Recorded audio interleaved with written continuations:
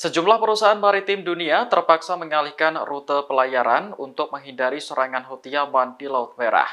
Hal ini berdampak pada tarif angkutan laut yang melonjak tajam karena kapal harus mencari rute yang lebih jauh agar sampai ke negara tujuan. Dilansir Al Arabiya, ratusan kapal kontainer telah dialihkan rutenya ke sekitar Tanjung Harapan di selatan Afrika.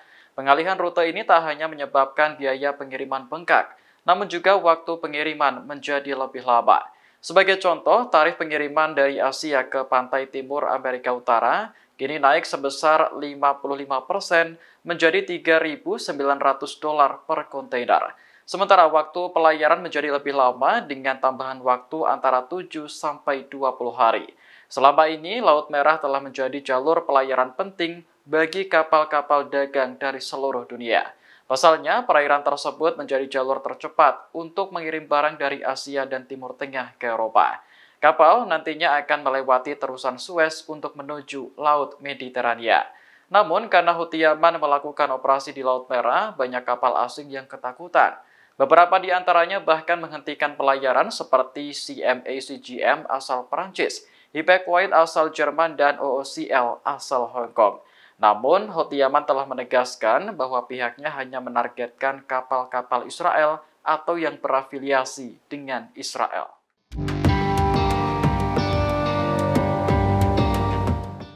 Arab Saudi resmi bergabung dalam keanggotaan organisasi BRICS mulai 1 Januari 2024. Organisasi tersebut sebelumnya beranggotakan Rusia, China, Brazil, India, dan Afrika Selatan yang bertujuan melawan hegemoni Amerika Serikat. Menteri Luar Negeri Arab Saudi, Pangeran Faisal bin Farhan mengatakan bahwa BRICS adalah kelompok yang penting dan bermanfaat, terutama untuk memperkuat kerjasama ekonomi. Meski hubungan dengan Amerika Serikat terus berlanjut, Arab Saudi kini semakin berani mengambil jalurnya sendiri. Menurut Pangeran Faisal, keputusan Arab Saudi bergabung dengan barisan Rusia-Cina sudah tepat. Diketahui Cina merupakan pelanggan minyak terbesar Arab Saudi. Hubungan dagang inilah yang membuat Beijing semakin berpengaruh di Timur Tengah. Cina juga telah memimpin seruan agar BRICS berekspansi untuk menjadi penyeimbang negara-negara Barat. Selain Arab Saudi, sejumlah negara juga resmi bergabung dengan kelompok Rusia-Cina. Di antaranya Uni Emirat Arab, Mesir, Iran, dan Ethiopia. Dengan begitu, jumlah anggota organisasi tersebut kini mencapai 10 negara.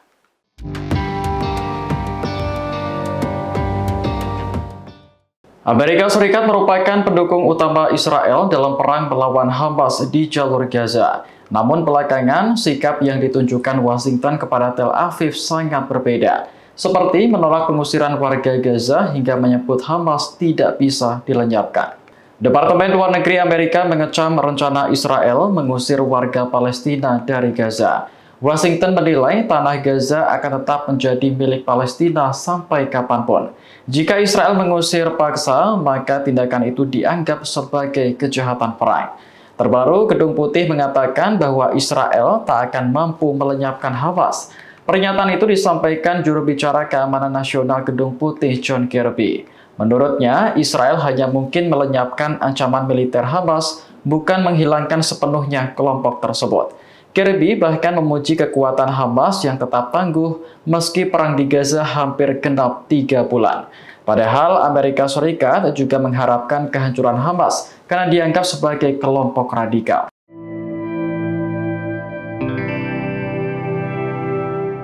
Israel kini menghadapi ancaman baru dari Hizbullah setelah wakil pemimpin Hamas terbunuh di Lebanon. Badan Keamanan Israel memprediksi akan ada 6.000 roket yang diluncurkan ke Tel Aviv pada hari pertama perang melawan Hizbullah. Menurut Badan Keamanan, jumlah roket yang ditembakkan dari Lebanon akan berkurang secara bertahap seiring bertambahnya waktu. Normalnya diprediksi berkisar antara 1.500 hingga 2.000 roket per hari. Jumlah tersebut sudah dikurangi roket yang jatuh di tempat terbuka atau dicegat oleh Iron Dome.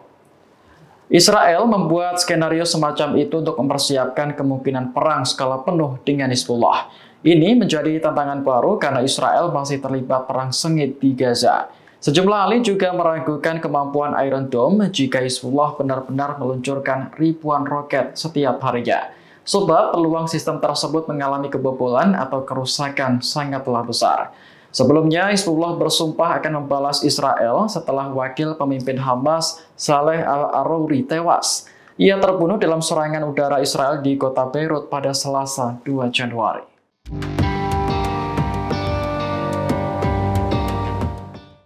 Amerika Serikat dan 12 negara sekutunya mengeluarkan peringatan terakhir kepada militan Houthi Yaman.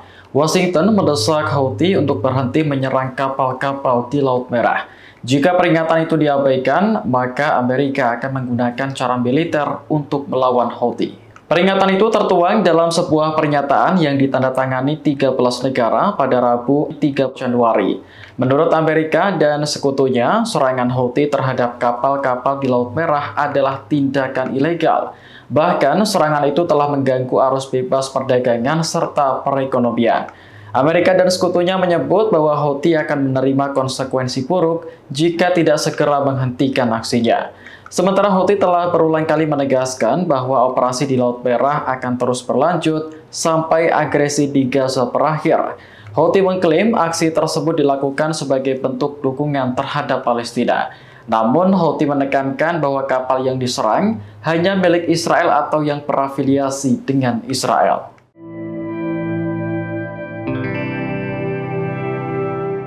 Wakil Presiden Iran Muhammad Mohber bersumpah akan membalas dendam atas kematian 84 warganya. Diketahui puluhan warga Iran menjadi korban ledakan bom saat mengikuti upacara di dekat makam Jenderal Qasem Soleimani Rabu kemarin. Mohber mengatakan bahwa serangan yang lebih besar akan diberikan kepada pihak yang bersalah. Namun hingga saat ini belum ada pihak yang mengaku bertanggung jawab atas ledakan tersebut. Iran telah mencurigai Amerika Serikat dan Israel sebagai dalang pengeboman. Hanya saja Washington berpendapat bahwa ledakan di Iran mirip seperti serangan yang dilakukan kelompok radikal.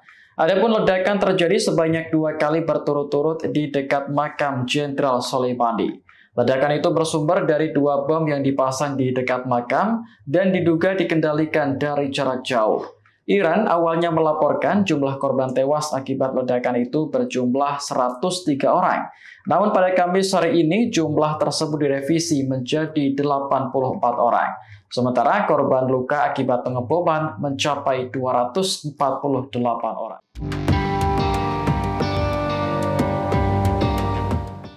Rusia dan China memiliki pandangan yang sama terkait situasi di Laut Merah yang kini semakin tegang. Kedua negara menilai situasi tersebut merupakan cerminan langsung dari kekerasan di Gaza. Utusan Rusia untuk PBB, Vasily Nebenzia, menyalahkan Amerika Serikat atas masalah ini. Menurutnya, Washington sengaja tutup mata terhadap operasi Israel di Gaza. Padahal kekerasan yang berlangsung selama 3 bulan terakhir telah menewaskan lebih dari 20.000 jiwa. Nebenzia juga mempertanyakan kehadiran Amerika di Laut Merah yang dianggap semakin memperkeruh keadaan. Sementara itu, utusan Cina untuk PBB, Geng Shuang, tidak menyebutkan secara terang-terangan kesalahan Amerika. Namun, pernyataan yang disampaikan sama dengan Rusia, bahwa krisis di Laut Merah merupakan dampak berkelanjutan dari Perang Gaza. Shuang menyebut bahwa masalah ini hanya dapat diatasi dengan gencatan senjata.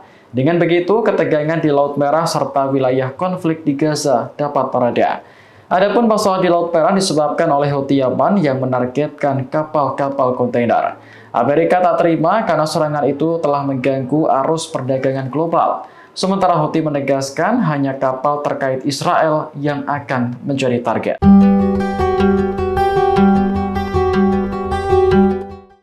Ribuan pelayat mengantar jenazah wakil pemimpin Hamas yang dibunuh Israel, Saleh Al-Arouri, ke tempat peristirahatan terakhir. Jenazah Arouri dimakamkan di kota Beirut, Lebanon pada Kamis 4 Januari sore.